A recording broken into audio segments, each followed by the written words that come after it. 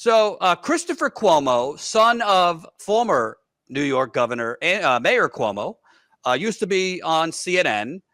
Infamously during COVID, joked around with his governor brother about COVID. You know, the big cotton ball they put up each other's noses. I got fired from CNN for whatever. He was advising his brother, Chris Cuomo, when he was governor.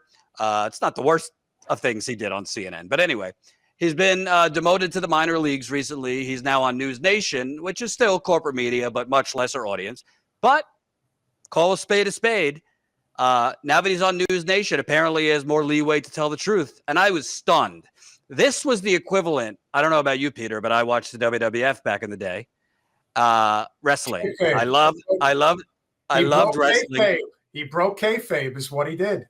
I don't know what that means, but I watched wrestling as a kid, and this was the equivalent of like Hulk Hogan. Well, he's not really Hulk Hogan, but let's just say like Bret Hart, who was my hero when I was younger, coming in and saying, "Hey, folks, it's fake." That's breaking kayfabe. That's the definition. Okay. Basically saying, "Hey, wrestling's fake. It's not real." Well, I didn't know wrestling was fake and not real until I was about probably 13. So I want you to watch this, and then we'll discuss after. We did a video with this early, so if you saw it already, so be it. But for people that haven't seen it, let's play it. Here at the DNC is that they're going to go after corporate gouging, and they're going to go after corporations, whether it's in taxes, largesse, loopholes. The RNC, we heard the same thing. They're going after the elites, the two sets of rules. Let me reveal a reality to you that has to be spoken to here, okay? These are the soldiers. These are the men and the women that go back to their constituencies and their communities, and they fight. They take time from their jobs. They take time from their families. Republicans and Democrats alike, that's what they do. They need to charge these people up. They need to be able to get them on board. But there's another reality that is literally looking down on them. Greg, look at the ring of sweets, okay? This is not unique to Democrats. There is a game of money. When people talk about uniparty, we are strangled by the money reality in our politics. Those suites start at 500 grand. You think there's like a teacher group up in there? You think it's like the Cub Scouts of Columbia County, South Carolina, that's up in those boxes? Some of them are lobbies and good things. The media boxes, you think they're free? Why do you think I'm on the floor? News Nation is not a broke company. Nexstar is a massive organization. We are corporate media. We don't have one of those boxes because that's the game. You pay to play.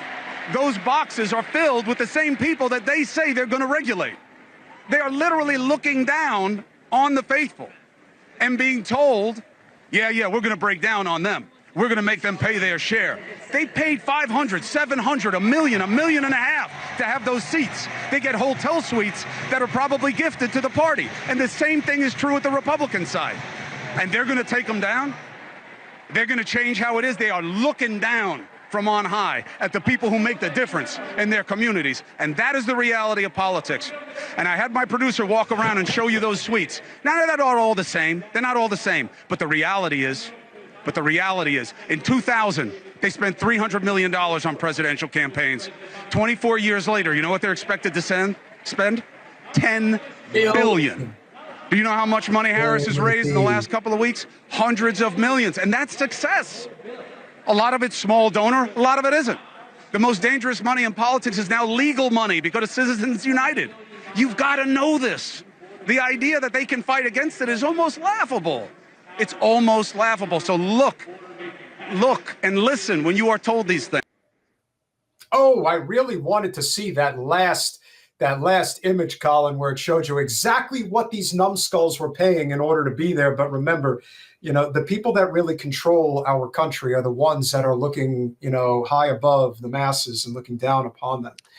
So there's a lot to get to in that clip. And I got to say, I am happy to say it. Credit to Chris Cuomo. I'll also say, why didn't you say any of this when you had a much bigger audience on CNN? But I think we know the answer. And by the way, clearly somebody like Chris Cuomo did not just have a light bulb moment in the year 2024. Clearly he knows this is how it is. And he's always known this is how it is. Yet he went on national television as I think his salary was probably $8 to $10 million at CNN a year. Easy. And basically just engaged in the fake sport, engaged in the fake theater, made people believe that there was really a debate about policy here or a major difference in the parties. I mean, there's a difference on some issues, but on the core, structural things that matter and affect you, all of us, your wallet, your futures, your health care, your climate, there is no major difference. And I would surmise, Peter, I'd love your thoughts. Just speculation, don't have any information. I'm going to venture to guess that somewhere in those boxes up there was Jeffrey Katzenberg, who was the co-chair of Biden's campaign. I believe is still the co-chair of Harris's campaign, is basically the money man for the party, for getting Biden and now Harris a lot of money.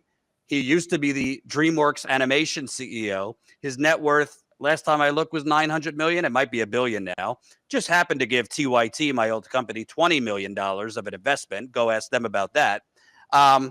He's happens to be an ardent Zionist. I'm going to speculate. I don't know for sure. Haim Saban, net worth $3 billion. One of the biggest donors to the Democratic Party, going all the way back to Bubba, to Bill. Number one donor. When I say ardent Zionist, I'm talking like even worse than my father, and that's saying something. This guy in 2018, the last round, when they were bombing Gaza, not to this degree, nowhere near to this degree. And some Democrats said something mildly like, we need to stop the killing. He sent a letter admonishing those Democrats who he happened to have already bought off, basically saying you're pro-Hamas. And when Biden, a couple months ago, for 5 minutes, paused weapon shipments, which were never really paused, but he said we were going to pause them. Haim Saban sent a letter to Anita Dunn and Biden's other top aides, basically saying, slap on the wrist, you need to stop this. And what do you know? They turned that around real quick. So I'm going to venture to guess that it wasn't really Jamie Harrison, the DNC chair, making the final decision about putting a Palestinian American on stage. I'm going to guess that there happened to be some, what did Chris Cuomo say? People who pay to play, who had some decision making on who spoke on stage and who did not. I would argue with Chris Cuomo's phrasing that these are the, quote, soldiers that go back to their communities. No, these politicians are not soldiers. Okay, they have the best health care you could get in America. They get the most time off of anyone I know that is a salaried worker. They barely work. They spend 75% of their time off the premises of Congress in a separate location, dialing for dollars. These are not soldiers. They are corrupt, purchased stooges. But I got to tell you what Chris Cuomo said. It can't just be him that realizes this. You think Anderson Cooper doesn't know? You think Rachel Maddow doesn't know? Which would make you think, Peter, are these all just today's Bret Hart and Shawn Michaels and Hulk Hogan? And I'm using wrestling references, but do they all know it's just fake and they're just feeding us a bunch of bullshit? I could come on here and tell you about why this is such fake material. Oh, yeah. When you look into the camera and you ask yourself, is this real or is this fake? I can't really tell you, but the Macho Man wants you to understand that you got to enjoy the show first. If you enjoy the show, you might forget how bad things really are. And that's the whole thing about the entertainment business. Vince McMahon has always said that I'm not in the wrestling business, I'm in the entertainment business. Well, soon enough, people need to realize that politics is the entertainment business. This is not here to serve you in any capacity. It's over, and it's been over for a while. Chris Cuomo is making that statement because while he's probably still making a decent living, he doesn't have a multi-million-dollar mansion in the Hamptons anymore, probably. That's what changes when you get to that level of wealth. You could probably still make $500,000 to $1 million a year being a newscaster on News Nation. But at CNN, you can make 8 figures a year being a news anchor. Rachel Maddow and Sean Hannity probably being the 2 highest paid that we currently have. And they are the biggest shitbag liars that you have. People complain about Trump being a liar. There's a reason he may and in my opinion, probably will find a way to win again. Because everyone wants to point the finger at him, that he's the lying scum. But the truth is, while he is a liar and scum, he is nothing compared to people that are way above his pay grade. And I'm talking about the likes of Jeffrey Katzenberg, Bill Gates, Mark Zuckerberg, Elon Musk. These are the people who really run the show. The other people are just there. And there are people, again, I can always reference Debbie Wasserman Schultz as a prime example of that, that are just ready, willing, and able to take the bribes because they want the life. The life is important. And that covers a lot of ground. One of the things that happened to both AOC and Maxwell Frost when they first got to Congress was that they were able to take a wonderful trip to Asia, to China, to South Korea, to Japan, all expenses paid. The best food, the best hotels, probably the best gifts too. Let me tell you something. When you get into that world, it's easy to hook you in when you have no ability whatsoever to succeed in the private sector, to achieve that success on your own. Most of the people, especially in the Democratic side, because it's much worse there, because very often they get plucked out of obscurity and they have no concept whatsoever of how to make serious money. So when they get there, their attitude is, I'm going to make changes on the margins, but I'm not giving this up. That's the thing. And a number of them are not going to work against you, but they're sure as hell not going to stick their necks out. That's not happening. Because the money that's out there is money that you can't even begin to comprehend.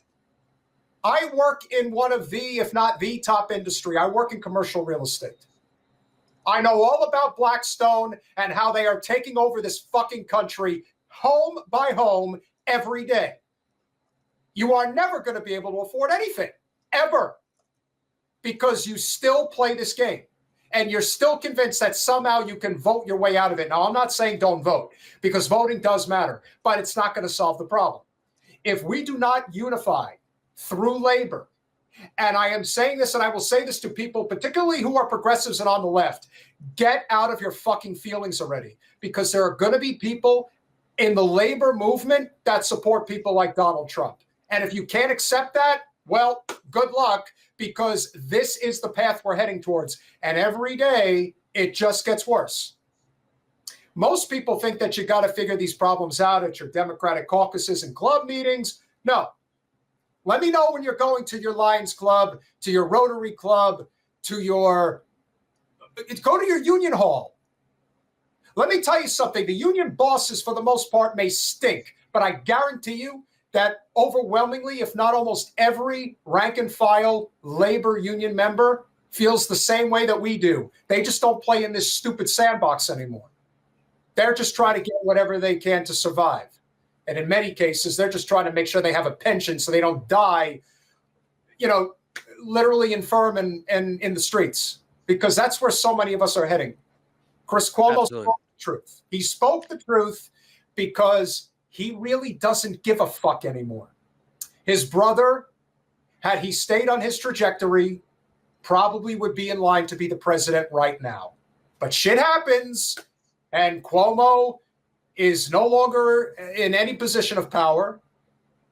And I would say that I know people called Chris Cuomo Fredo, but he's more like Sonny. He's got the Sonny Corleone attitude, like he wants to fight. He's a fighter. He's Italian from New York. It's in the blood.